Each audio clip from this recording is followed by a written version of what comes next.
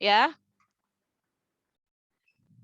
Nah, siapa tadi ada selain Noriza tadi siapa satu lagi yang mau ini mau berpendapat?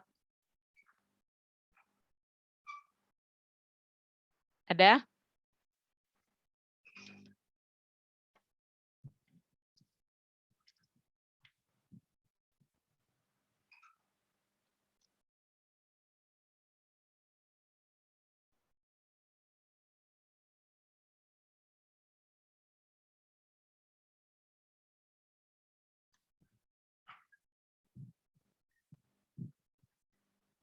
Tidak tahu ya? Tidak ada lagi? Oke. Sebentar.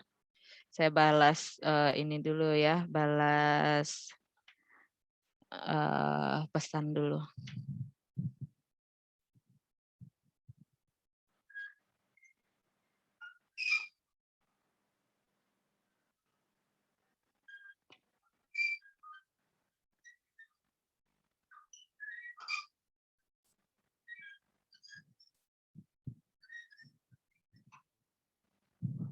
Oke.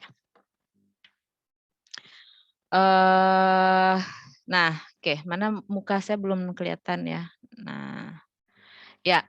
Sekarang siapa yang udah bahas ininya? Ada yang saya suruh itu ada itu FEF, kemudian ada PaO2, PaCO2. Ada yang udah bahas?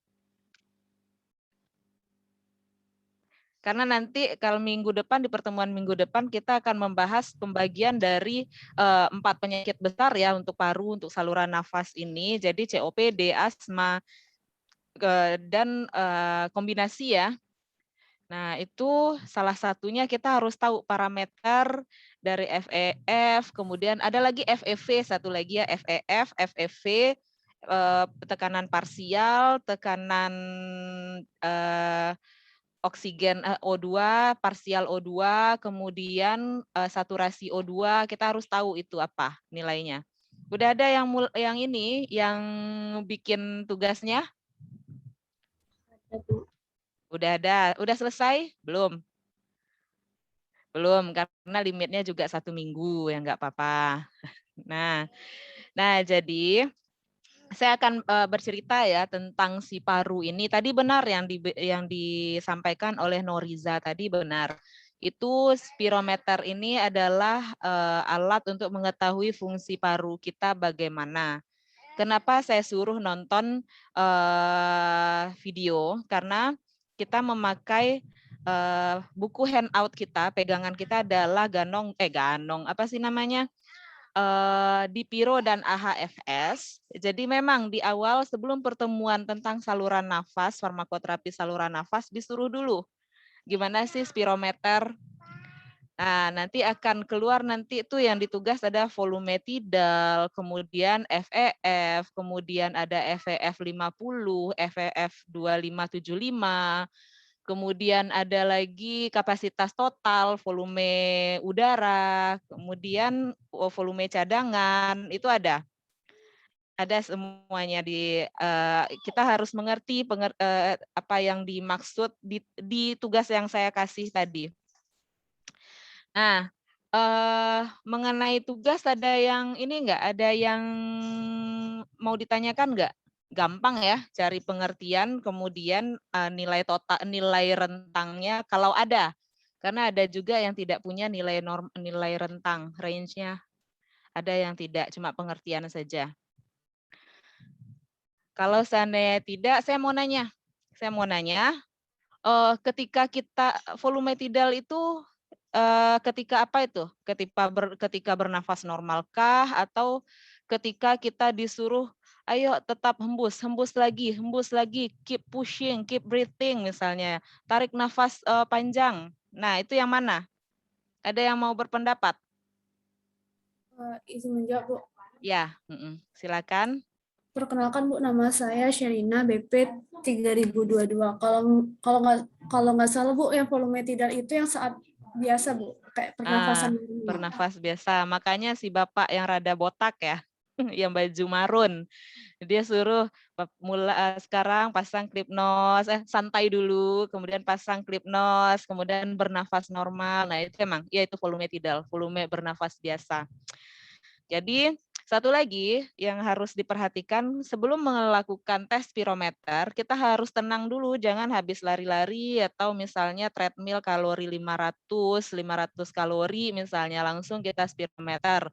Nah, misalnya BPM kita, BPS kita beda ya.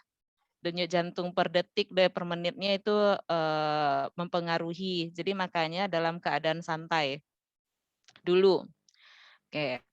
Nah, terus ada lagi yang disuruh sama si bapak itu, ayo hembus lagi, hembus lagi, hembus lagi. Kalau matiin itu pasien respondennya tuh kayaknya udah merah tuh disuruh tiup-tiup terus itu. Nah, itu volume apa itu? Ada yang ini, ada yang punya pendapat?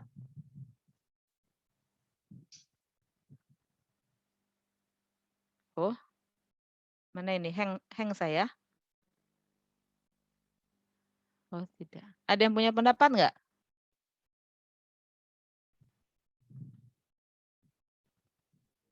Volume residu, Bu. Ya, volume sisa itu ketika dia udah jadi keluar cadangan, kemudian si bapaknya rasanya udah nggak bisa lagi menghembus terus, ayo coba lagi gitu. Itu emang residu. Tapi jadi ada 3 tingkatannya. Pertama yang volume normal ya, seperti yang volume tidal itu. Kemudian ada volume cadangan, kemudian ada volume residu. Volume sisa. Nah itu dia. Jadi beda tahapannya. Dari mana kita tahu nilainya nanti? Dari yang FEF 50, FEF 50 itu normal ya. Berapa rentang keluar masuknya. Kemudian FEF 2575 itu yang volume cadangan nanti itu rentangnya. Nah, nanti sisanya itu yang 25% adalah residu. Nah, itu dia.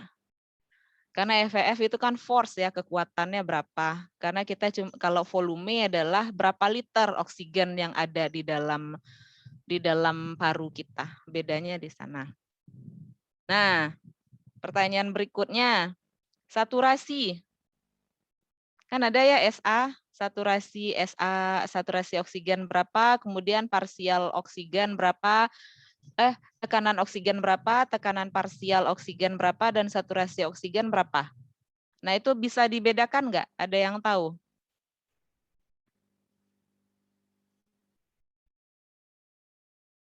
Izin coba jawab, Bu. Ya. Perkenalkan, Bu, saya Yana Putri, BP 338.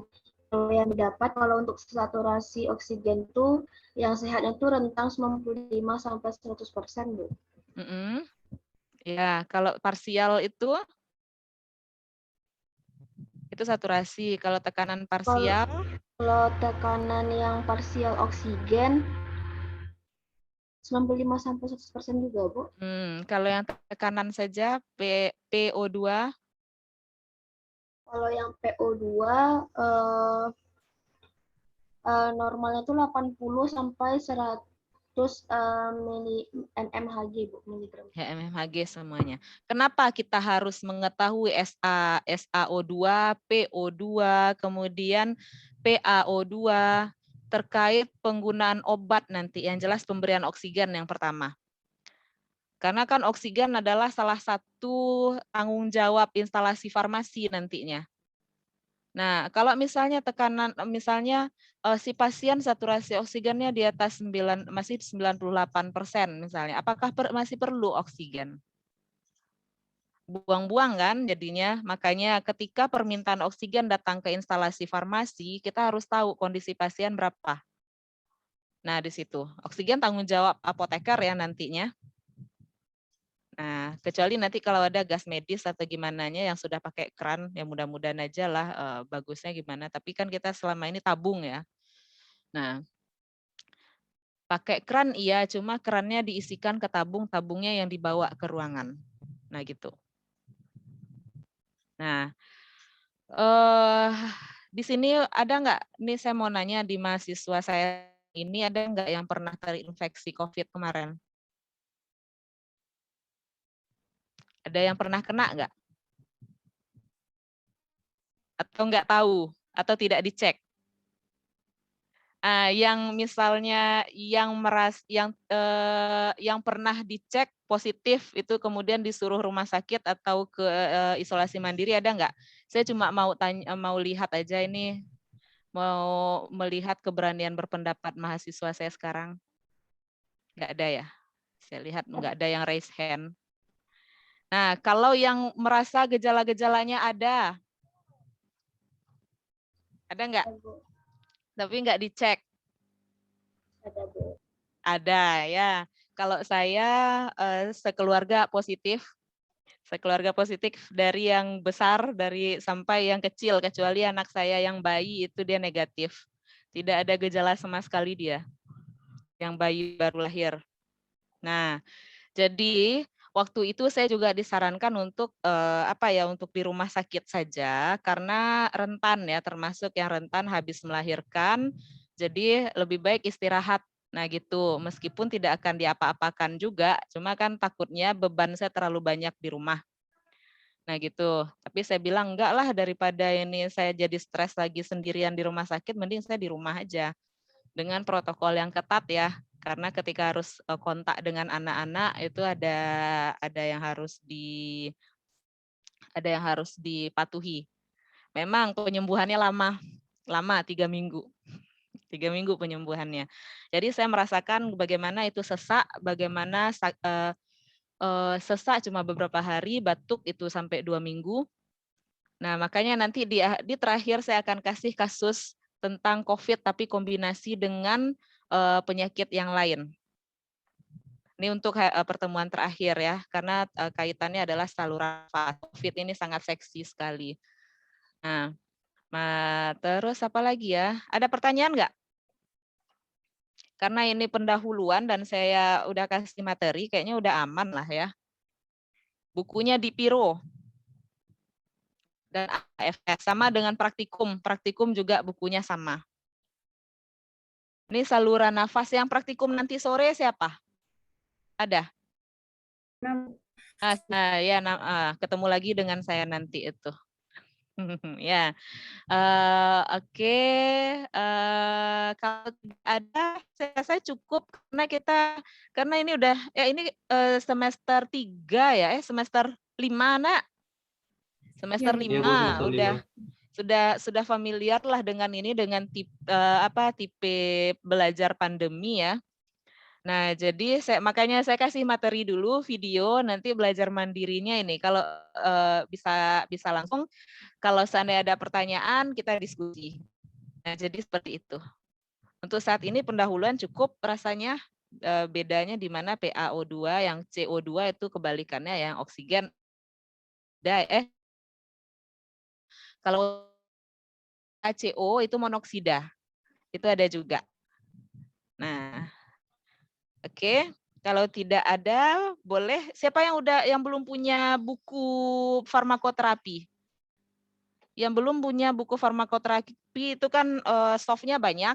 Minta ya sama temannya yang punya.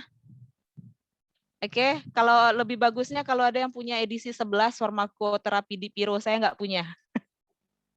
Kalau yang bisa akses lewat mana gitu kan, lewat jalan-jalan yang tidak dilegalkan, nah bolehlah bagi saya ya. Oke, terima kasih ya atas perhatiannya. Jangan lupa submit tugasnya. Oke, sampai minggu depan dan kita ketemu lagi buat yang praktikum nanti sore. Nah, assalamualaikum warahmatullahi wabarakatuh.